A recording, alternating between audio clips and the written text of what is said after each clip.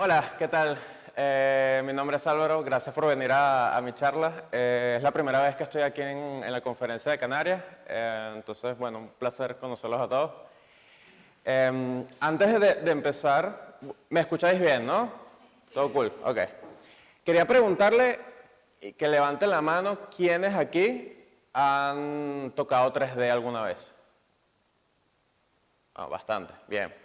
¿Quiénes no tienen idea de 3D? ¿O nunca los has usado? Vale, perfecto. Me voy a presentar antes de hablar de 3D. Mi nombre es Álvaro Sobrío Rodríguez. Soy Senior Frontend Engineer en Porsche Digital. Sí, la marca de coches tiene una empresa digital. Y ya me imagino lo que más o menos todos pensáis si me han dado un Porsche al entrar. No. Me dieron una chaqueta, muy guay, pero el Porsche más adelante a lo mejor. Soy embajador de Storyblock, no sé si lo conoces, un producto de Content Management System, muy guay, lo puedes integrar con React, con Vue. Escribo, bueno, o solía escribir más antes en Dev2 y en Vue 2, una página de artículos de Vue. Mi portafolio, si lo queréis ver, y bueno, si me queréis saludar, preguntar cualquier cosa de la ponencia o solamente quieren charlar de tecnología, me pueden seguir a Álvaro Sau en Twitter, ¿vale? Tengo que hacer un pequeño disclaimer que mis opiniones son personales, no representan ni a Porsche ni a ninguno de mis asociados, ¿vale? Entonces, la motivación, ¿por qué quería hacer esta charla? Yo he desarrollado web y aplicaciones móviles por más de 8 años. Empecé con WordPress, pasé a Angular, luego a Ionic, Vue, he tocado React, he tocado Svelte, he tocado de todo, ¿vale? Pero siempre pensé que 3D, yo soy muy fan de los videojuegos, muy fan del arte en general, y 3D siempre me pareció algo como otro nivel, ¿vale? Una cosa que mi capacidad intelectual nunca iba a llegar a poder hacer algo 3D. Y bueno, resulta que no es verdad.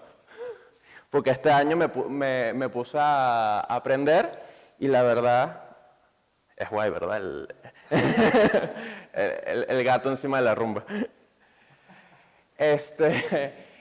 Yo lo que quería transmitir es que cualquiera de nosotros podemos empezar a tocar 3D y que de verdad no es tan difícil como parece, se los prometo, sobre todo si tocamos 3GS.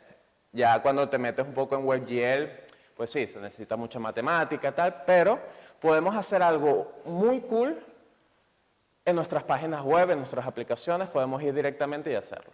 Y no va a ser una cuestión de años. Yo empecé este año, ¿vale? Y eso que ves ahí es un generador de galaxias hecho completamente con 3GS. Puedes cambiar aquí interactivo, ¿vale? Puedes cambiar la cantidad de partículas, puedes cambiar el tamaño, qué tan random es, incluso los colores, podemos poner otros colores por aquí, ¿vale? Entonces, claro, yo en menos de un año fui capaz de hacer esto, claro, con unos buenos cursos, después les doy los recursos más o menos con los que me entrené. Pero me gustaría que esto sirviese para que todos los que están interesados en 3D supieran que se puede y que tengan por dónde empezar. Es una charla muy básica, no voy a ir ni en shader, nada muy en complejidad, ¿vale? Tengo que hablar un poquito de qué es 3D, ¿no? Unos conceptos básicos. Al final, cuando hablamos de 3D, siempre hablamos de una escena, ¿vale? Es una representación en 2D, donde tengo un objeto, una geometría con un material y hay un elemento que es una cámara, que es lo que me va a permitir tener una proyección 2D del escenario. Es decir, si yo ahorita estoy viendo para allá, yo voy a tener una proyección de los que están en esta parte del estrado, ¿verdad? Luego está la luz, que recreando el mundo real, bueno, permite ver los objetos, ver el contraste, la profundidad, ¿ok? Estos son los elementos básicos. Ahí mal dibujado en el fondo puse, bueno, los ejes, ¿no? Z, X, Y, muy matemático todo, pero es importante para 3D. Otro concepto importante es que todo lo que vayamos a dibujar en 3D está compuesto de esto. Son todos triangulitos. Todos son triangulitos, ¿vale? Son una composición con puntos, 2 puntos forman un borde y 3 puntos forman una cara, ¿vale? Luego tienes polígonos que ya son la combinación de varios triángulos que van formando una forma, ¿vale? Uy, no se ve muy bien en la pantalla. Bueno, a ver si lo puedo acercar un poquito. ¿Se ve más o menos bien? Se ve que son triangulitos, ¿no? Ok, cool. Bueno, ¿ah? Ah, bien, grande. Sí, es Aku de Crash Bandicoot, punto. Bueno, WebGL, para lo que no lo conocéis, es una API de JavaScript que te permite renderizar estos triángulos en un canvas. Básicamente, cuando hacemos 3D en web, es un canvas element en el que, ya sea lo que estemos usando, WebGL o 3Y, te va a permitir renderizar esos triángulos de una capacidad aceptable, ¿vale? Porque los navegadores modernos usan la GPU. La GPU puede realizar operaciones en paralelo, o sea, miles de ellas, ¿vale? Entonces, imagínense la capacidad de procesamiento que necesitas para poder renderizar ese objeto. Y este objeto es low poly, es decir, no tiene muchos polígonos, es bastante sencillo y aún así requiere mucho. Imagínate que tú tuvieses que calcular matemáticamente cómo poner cada uno de esos puntos para formar los triángulos, es complicado. Entonces, por eso que yo ahora pongo la diferencia entre programar WebGL nativo versus usar 3JS. 3JS te permite de manera mucho más fácil implementar algo, ¿vale? Ahí es cuando viene 3JS al rescate. 3JS es una librería de JavaScript que trabaja encima de WebGL. Todo el trabajo duro está hecho por esto de la librería. Ustedes solamente tienen que aprender las clases, los objetos, tal, y ya con eso pueden empezar. Entonces, eso fue muy importante al principio, de saber que tenías una librería que aparte tiene una comunidad excelente. Fue creada por Ricardo Cabello, Mr. Doob, y es que tiene una comunidad detrás muy guay, ¿vale? Ahí está embebida la página, pueden ver varios ejemplos, ¿vale? Alguno de Billie Eilish, lo mismo lo puedo abrir. Este es muy guapo porque es un viñedo en el que hicieron una representación con Blender de toda la área del viñedo y la puedes ver en 3D, ¿ves? Entonces es interactiva y puedes ver los viñedos y si te acercas, usan post-processing, todo este tipo de cosas para ver las diferentes partes del viñedo. Y todo esto es 3D y todo va perfectamente en el navegador. Luego voy a compartir las slides y pueden ver más ejemplos, pero estos los pueden conseguir en la página de 3JS, que ahora está en la versión 140, ¿vale? Ok, vamos a empezar con código. ¿Alguna pregunta hasta aquí? ¿Todo bien? Vale, perfecto. Una escena 3D básica. Tenemos que importar todo de Tree, ¿vale? De la librería. La instalás con Yarn, npm, pnpm, lo que ustedes preferáis, ¿vale? Y esto es la escena básica de cualquier renderizado. Consta, como hablamos antes, de una escena que viene del objeto tree, una cámara de la clase, ¿vale? No le prestéis mucho de atención que es perspective camera. Al final es un ejemplo para empezar, ¿vale? Captas la dimensión del Windows, que si la altura y el ancho, para saber qué tan grande tiene que ser la cámara, y luego el objeto de renderer que te permite agarrar ese elemento con document get elemented by ID, agarras el canvas y le dices, mira, encima de este elemento DOM es donde quiero que tú renderices toda mi escena, ¿vale? Luego también al renderer le tienes que decir, mira, quiero que seas de este tamaño, etc. ¿Por qué está en negro? Porque es lo más básico. No le hemos agregado ningún objeto, ninguna luz todavía. Cuando sale así negro, quiere decir que hemos podido renderizar sobre el canvas. Vamos a añadir un objeto, ¿verdad? Una geometría. Para añadir un objeto a la escena necesitamos una instancia de la clase TreeMesh, ¿vale? Mesh es malla en inglés. La malla es el polígono que contiene la geometría.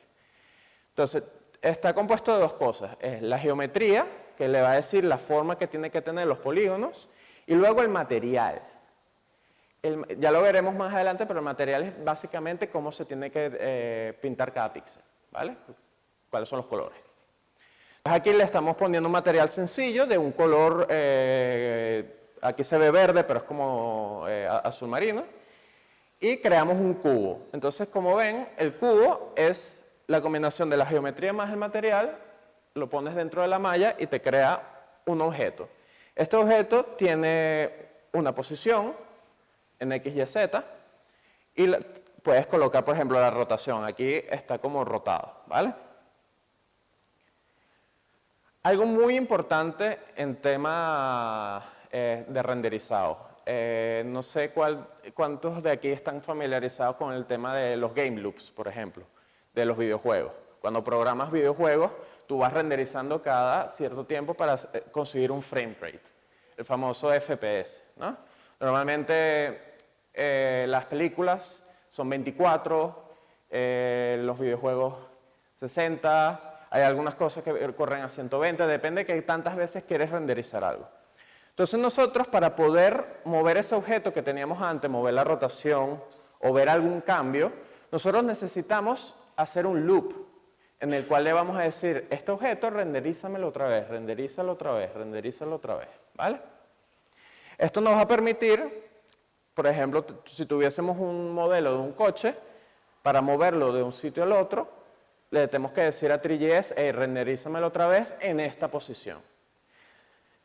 Lo importante de esto es que lo hagamos a un frame rate que permita a los humanos verlo con naturalidad, ¿vale? Si es muy bajo, empieza a ir así, cuando se laguean los juegos, por ejemplo, o cuando se laguea una imagen, etc. Entonces lo importante es llamar al render en render cada vez que queramos que renderice la escena. Three.js funciona a 60 frames por segundo. Se puede cambiar, pero lo recomendado es que sea 60, porque los humanos es capaz de ver entre 30 y 60. Entonces, ¿cómo hacemos ese loop de renderizado? Simplemente, después de tener nuestro render, hacemos una función que se llama a sí mismo, utilizando request animation frame. Esto nos va a permitir que cada frame por segundo se vuelva a renderizar la escena. Hay que pasarle también la cámara para actualizarla. Y como veis ahí, yo estoy cambiando la rotación en Z, en uno de los ejes, para que rote como están viendo ahí. Entonces, simplemente estoy, primer frame, tengo el objeto de una manera. Segundo frame, le estoy agregando 0,01 de inclinación, 0,01 siguiente frame, y así. Así permite que se mueva, animar cosas, etc. Transformando objetos. Aquí es cuando se pone divertido. Todos los objetos, o la mayoría, tienen estos elementos, estas propiedades básicas, que son posición, escala, que es qué tan grande es, la rotación, y quaternion, que también es rotación, pero es un poco más complejo. Entonces nos vamos a quedar con el resto. Quaternion se utiliza mucho, por ejemplo, para los videojuegos. Cuando tú transformas un modelo de Blender, que es un software de modelado 3D, y quieres hacer un muñeco que se mueva y que rote y tal, usas quaternions, es como de matrices, ¿vale? ¿Cómo se cambian estas propiedades? Cuando tienes el objeto de cubo, tiene una propiedad position, una propiedad scale, una propiedad de rotación, y puedes cambiar ya sea por cada uno de los ejes, haciendo punto X igual a algo, o lo puedes hacer con punto set y le pasas un vector. Como ves ahí, el vector es de 3, entonces sería X, Y, Z, ¿vale? Aquí tengo un ejemplo en el cual este eje es el Y, este es el Z, el azul, y el X es el rojo, ¿vale? Y podemos empezar a jugar con la posición, ¿vale? Si yo manejo aquí, a negativo se va para este lado, positivo para este lado. Si quiero que suba o baje, uso el Y. Y si quiero que se acerque más, ahorita está como la cámara en isométrico, es decir, lo está viendo de una manera inclinada, ¿vale? Pero se puede cambiar aquí. ¿Queremos cambiar la rotación? Pues la cambiamos aquí, ¿ves? El eje X se está moviendo en el eje rojo, es decir, yo tengo el eje así, lo estoy moviendo así. Si lo quiero mover en el eje Y, se moverá así. Y si es en el Z, será así.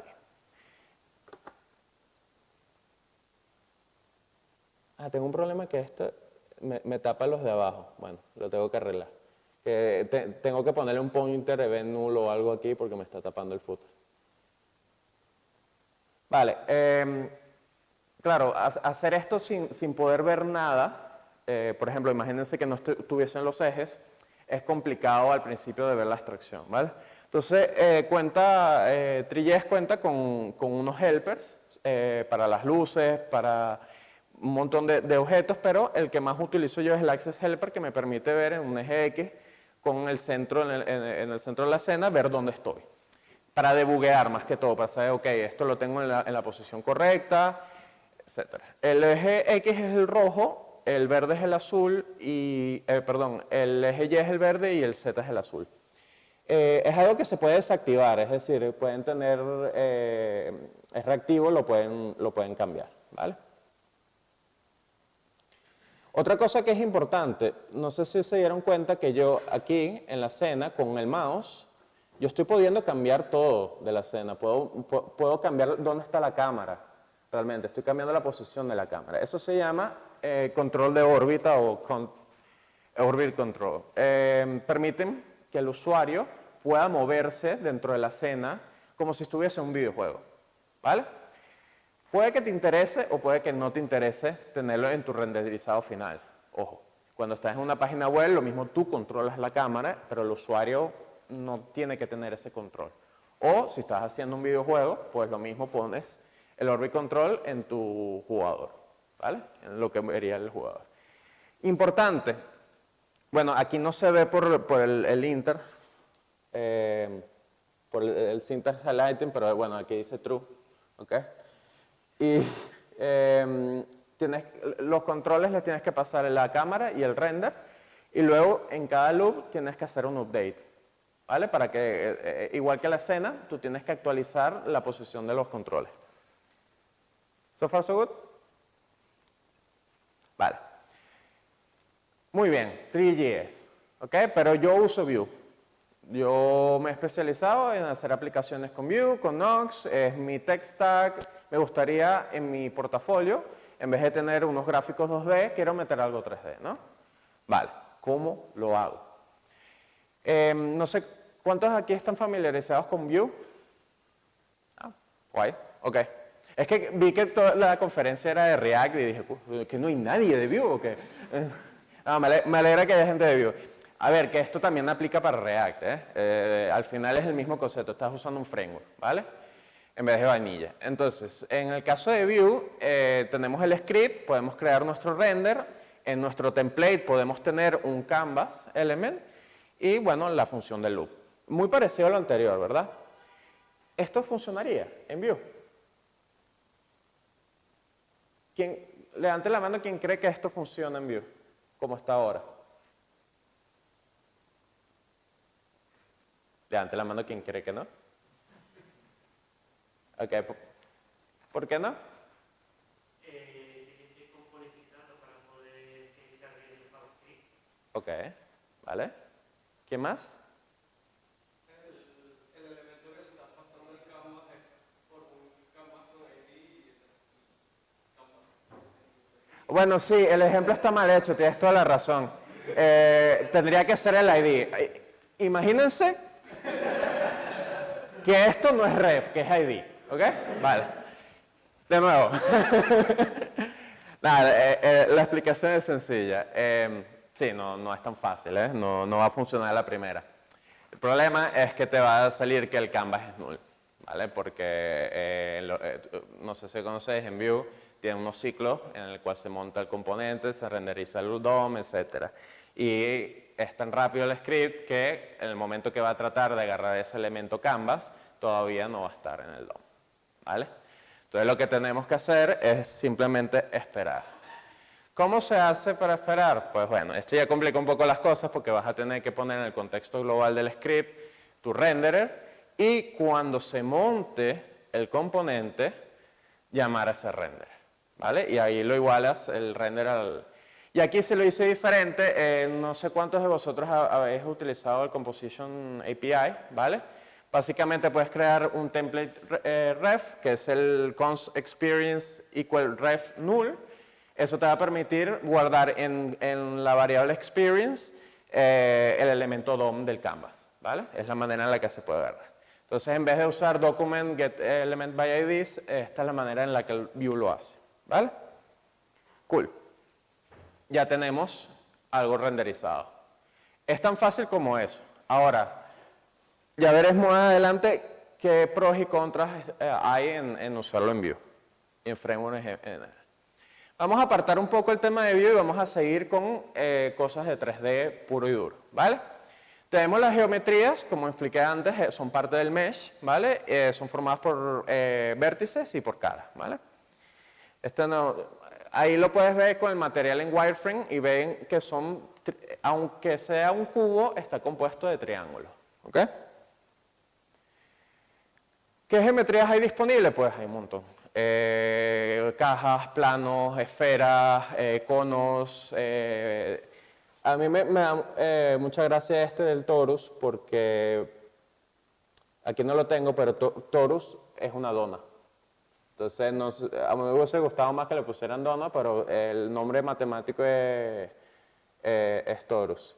Y este es uno más complejo, que es como una dona, pero con un nudo, y puedes ver por dentro, todos son triángulos. ¿Vale? Entonces, tienes disponible como muchas geometrías básicas para poder empezar. Este era el torus que yo les decía, para mí es una dona, ¿ok? Entonces, los materiales, ya tenemos la geometría, le queremos poner color, le queremos poner superficie, queremos ver cómo la luz rebota en el objeto, ¿no? Ahí es cuando viene la parte de los materiales. Los materiales al final son unos algoritmos que calculan cómo se va a ver cada píxel de esa escena. También hay varios materiales. Les estoy presentando aquí los más comunes. Si quieren ver más de ellos, la documentación está muy bien, explican todo muy bien. Los principales son Basic Material, Standard Material, Lambert, Pong y el Toon, que es como un efecto caricaturesco. Si yo cambio aquí, el normal, por ejemplo, ven que es como una gradiente de colores, es un concepto en 3D que se llaman las normales, muy matemático, ¿vale? El estándar es un objeto que ya se ve con sombras, ¿vale? Tiene como unas gradientes en las cuales se refleja la luz y la sombra. Luego tienes Lambert, que es muy parecida al estándar, pero bueno, tiene una diferencia que ahorita les voy a mostrar. Luego está el Pong, que tiene como brillo, no sé si lo apreciáis creo que no se aprecia, es como si fuese una pelota de ping-pong que brillase, ¿vale? Puedo apagar las luces también, ¿ok? Y si veis, todos estos que dicen estándar, si yo quito las luces, no se ven. Ahora, si yo uso el Basic, sí se ve. Quiere decir que todas estas que están aquí necesitan luz en la escena para poder verse. El Toon es el que más me gusta a mí. Vamos a poner las luces de nuevo. Porque en vez de ser una gradiente es como un clamp, ¿vale? Va o de luz o a sombra. Entonces ve ese efecto caricaturesco. Como estamos hablando de materiales, es importante la luz. Porque al final nosotros los colores que vemos es simplemente el rebote de la luz en el material hacia nuestro ojo, ¿vale? Entonces, con 3GS podemos imitar este concepto y tenemos varios tipos de luces. Están las ambientales, direccionales y también tienen sus helpers. Aquí, por ejemplo, tengo una ambiental que te permite que toda la escena tenga luz y luego tengo una direccional que, dependiendo de la intensidad, yo la puedo cambiar, ¿vale? Aquí es el panel donde está la luz, imagínense como si fuese un foco o un foco de una lámpara, ¿vale? Y podemos cambiar también la posición. Y veis cómo, si me acerco un poco, veis cómo cambia la sombra del objeto según yo me muevo. Todo esto está calculado, ¿vale? También si me muevo de arriba a abajo. Ahora, ¿no notáis algo raro en la escena? Correcto. ¿Por qué no proyecta sombras? Porque las sombras y las luces son el tema más complejo en este tipo de aplicaciones. Son las que más consumen recursos. consume mucho performance. Hay técnicas después como como poner en el horno las texturas para imitar una luz y una sombra si tu escena no necesita que la luz se mueva. Es una manera de salvar performance. Es muy difícil calcular, toma mucho procesado calcular todas las sombras, etc. Por defecto está truncado, es decir, está false. ¿Okay? La manera de activarlo es en el rendering. Todo esto que no se ve son unos true, ¿vale? Disculpen, de verdad no vi que el color iba a ser así. Render Shadow Map Enable. Y luego le tienes que decir a las luces que son capaces de proyectar sombra. Y luego, bueno, no sé si es el término correcto, Cast Shadow. Y a la malla que también pueda proyectar sombra. Y luego necesitas decir qué elementos pueden recibir sombra. ¿Ok? Todo esto hay que hacerlo manual. ¿Vale? Bueno, no sé si se ve aquí lo mismo cambiando la intensidad. ¿Se ve la sombra? ¿Sí? Vale. Si yo cambio así, ven que la calcula. ¿Ok? Simplemente porque yo añadí esos valores. Hay varios tipos de luces. Hay luces que son como de foco, como esta pequeña de aquí. Hay luces de hemisferio, que es ese helper que ven que es como azul y rojo. Hace una luz como de hemisferio, entonces pueden crear ese efecto de 3D de rojo de un lado y azul del otro. Se pueden hacer varias cosas chulas. Voy un poquito más rápido para poder cubrir todo. Texturizado. Vale. Muy bien los materiales, muy bien los colores, pero ¿qué pasa si le queremos meter un poco más de caña, ¿no? Le queremos poner una superficie que parezca cuero, que parezca lana, o no sé, lo mismo quieres hacer un mueble que sea salmón, ¿no? Todas estas texturas son imágenes que son proyectadas en la superficie de la geometría. Hay muchos tipos de textura y al final son imágenes, ¿vale? Son PNGs que tú vas a cargar. Hay un estándar que se llama PBR, que se hace para estandarizar entre creación de modelos y videojuegos o 3D, que te permite definir diferentes mapas. Y esto es algo que a mí me hizo cuando lo vi. Tú ves los videojuegos y decías, vale, tienen una textura, ¿no? Pero ¿cómo hace para que la cara de The Witcher, por ejemplo, tenga esa cicatriz aquí? O sea, hacer eso sería un montón de píxeles que tienes que modificar. Y piensen que mientras más polígonos le pones a tu modelo, mucho más procesamiento necesita. Entonces, claro, ¿cómo hacían las cicatrices? O, por ejemplo, la armadura, con las rajas de la armadura, el metalizado. Pues al final son mapas que uno tiene el color, ¿vale? Texturizado. Uno que es el albedo es el que tiene el color, ¿vale? Ahí son como unas flores, ¿ok? Luego tienes otra imagen que es de blanco y negro, que es la altura. Esta va a definir cómo los píxeles van a subir o bajar, cómo se van a desplazar del modelo. Y esto es lo que permite crear esas cosas. Luego tienes el de las normales, que tiene que ver con el normal, ¿vale? Y es el mismo concepto, va en colores y según el radio de colores va a cambiar o no. Luego hay oclusión ambiental, que es otra PNG, que es una imagen de escala de grises que crea sombras falsas o grietas en la superficie. Esto también se usa para las grietas.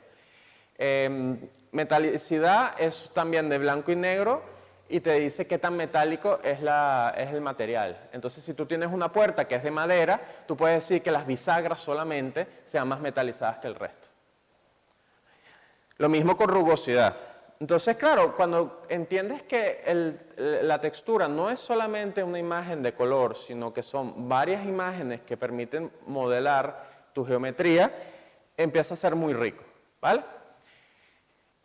Eso llega hasta un punto, porque puedes hacer un planeta low poly con una esfera, puedes hacer unos pinos con un cilindro y un cono, pero cuando quieres hacer cosas más chulas vas a tener que depender de un modelado, ¿vale? Que se hace en Cinema 4D, lo puedes hacer en Blender, etc. Aquí elegí a Kuaku otra vez. Este sí ya tiene las texturas encima, ¿vale? Los colores, todo. Este lo hice yo cuando me estaba aprendiendo Blender, porque hice también Blender. para aprender cómo modelar un personaje de videojuegos, etc. Y lo cool es que lo puedes exportar en varios tipos. Está OBJ. El más importante ahora es GLTF, ¿vale? Este es un formato que significa GL Transmission Format. Está hecho por el Khronos Group, que son los mismos de OpenGL, WebGL, Colada, ¿vale? Y un montón de gente de Apple, Nintendo, que han colaborado. Se usa como un estándar, pues claro, tú tenías toda esa variedad de diferentes formatos, entonces los tenías que convertir para usarlos en este videojuego. Para usarlo en Unity lo tienes que convertir a esto. Entonces dijeron, bueno, vamos a hacer uno que sea global, ¿vale? Que es el GLTF. No está directamente en el bundle de 3GS, lo tienes que importar aparte, ¿vale? Hay una parte, una dirección que se llama 3 Examples GSCM Loaders, y aquí tienes el GLTF Loader. Hay varios loaders, hay OBJ Loader, hay como 4 más, ¿vale? Pero este es el que más se usa. Al final es una clase que se instancia de esta manera y le pasas la ruta de donde tienes la imagen. Y bueno, tiene un callback, es asíncrono. ¿Okay? Esto se puede hacer de esta manera, lo puedes hacer con async await, pero tienes que crear la promesa, ¿vale? Y lo añades, una vez que está cargado, lo añades a tu escena. Así de simple es meter un objeto. Ojo, después se complica, depende de que también está hecho el objeto. Puede ser que el objeto esté hecho muy mal y esté que si en posición Z100 y no lo ves ahí, ¿vale? Entonces, si trabajáis con equipos que hacen modelado 3D y que les pasan los objetos, es lo mismo que te pasen un diseño. Tiene que estar acorde a lo que tú puedes implementar. Voy a hablar rápidamente de la estructura de proyecto porque, claro, cuando empiezas a ver 3D, todo lo hacen en un mismo file, ¿no? Un index.ts. Y todos sabemos que poner todo en un solo archivo pues no es mantenible. La estructura de proyecto de que generas código espagueti.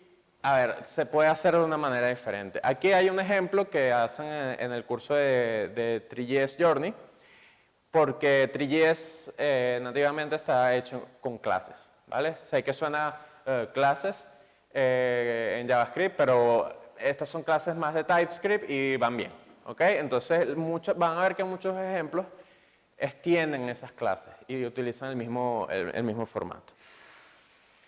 Ahora, en Vue está lo que se llama la Composition API, que es básicamente, en vez de tener repartido todas tus features entre el data, el method, los computed y tal, lo puedes poner por features. Entonces, lo que tenías antes repartido, que podría ser una feature de filtrar una lista, ¿vale? Esta es de sorting y esta es de, no sé, agregar.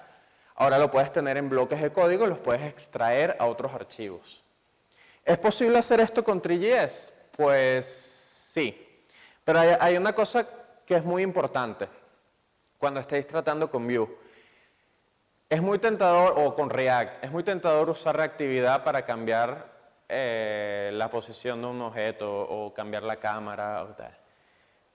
Se puede hacer, pero si tienes una escena muy compleja, vas a tener muchos problemas de performance.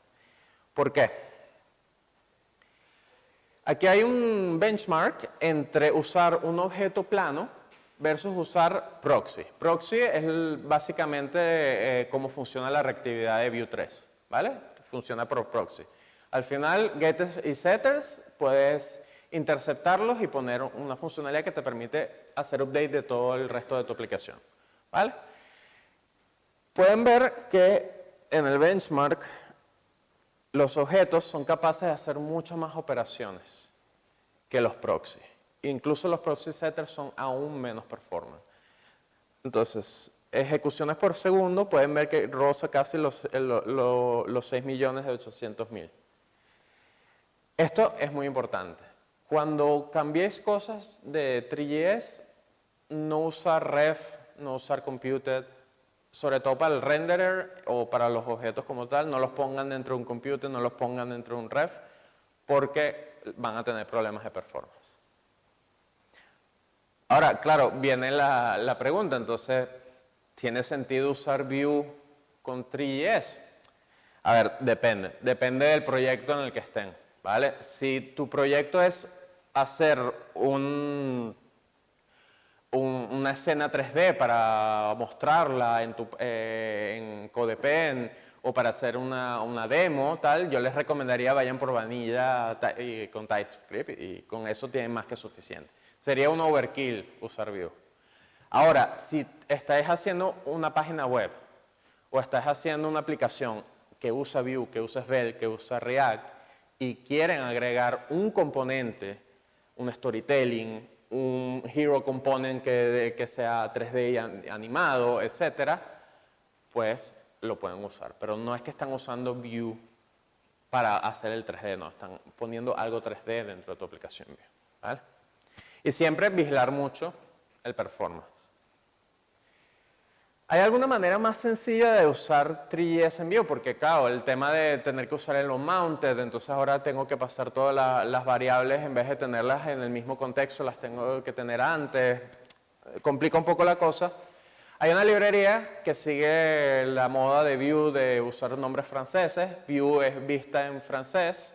Luego tienes vite, que es rápido en francés, pues trois es 3 en francés. Está muy guay, la usé bastante y simplemente es como el React Fiber. Es el mismo concepto. Tú tienes unos componentes y en vez de hacer tus escenas 3D con JavaScript, las haces directamente con componentes con propiedades. Y va muy bien. ¿Vale? Este es un ejemplo. Ups. Un ejemplo parecido a lo que teníamos antes, pero usando un objeto de renderer. Y ves que casi todo es parecido. Le pasas Orbit Control, que haga resize, que tenga sombras. Y la cámara le pasa posición, la escena, o sea, se parece muchísimo. ¿Vale? Eso sería todo por esta charla, ¿vale? Si queréis empezar a trabajar en 3D, lo que más les recomiendo es, hay muchos cursos muy guays en YouTube. Si podéis pagar por uno, el de Bruno Simón, el 3GS Journey, espectacular curso, vale cada centavo. Con él van a poder aprender a hacer 3D en menos de 2 meses, prometido, ¿vale? Si queréis empezar a jugar con algo que ya funcione, tengo un template en mi GitHub que se llama Mother3, que usa Vite en vez de Webpack, porque la mayoría de los ejemplos están con Webpack, con Vite va volado. ¿Saben los controles que puse en los ejemplos, que eran como unos sliders y tal? Se llama TwigPaint. Básicamente es algo que te permite controlar variables y cambiarlas visualmente. Usa TypeScript, está hecho con funciones, no con clases, o sea, no usa reactividad, pero está hecho de composition. Y tiene soporte para shaders, para que puedas programar los shaders con GSL. Tengo varios videos en mi canal de YouTube con respecto a 3GS, voy a hacer más ahora porque tengo más tiempo, pero este es el video que explica cómo usar Vite para hacer 3GS. ¿Qué viene después de lo básico? El tema de shaders, que ya es WebGL nativo, lo programas nativamente. Hay postprocesado que te permite, por ejemplo, hacer un efecto de glitch o cambiar a sepia. Es mucho más complejo de entender. También, puedes tener mallas instanciadas que permiten mejorar el performance, es decir, una escena de un planeta en el cual hay millones de personas en ese planeta, pues lo puedes hacer con instancias mesh. Tienes un solo modelo y lo instancias, ¿vale? Y el performance aumenta. Tema física. Aquí sí les digo que el tema de física no hay un engine Y de JavaScript para física. Hay varias opciones, Canon, pero muy limitante. Va mejor las animaciones, por ejemplo, con GZAP, eso sí está más guay. Como recursos, 3GS Journey de Bruno Simón, espectacular. Hay un canal de YouTube que me gusta mucho que se llama Farship, que tiene videos muy en punto de temas de tecnología. Y bueno, voy a hacer publicidad a mi canal, sí. Suscríbanse. Pongo cosas de Vue y bueno, ¿vale? Se llama Álvaro de Blabs. Y bueno, gracias. Gracias por dar.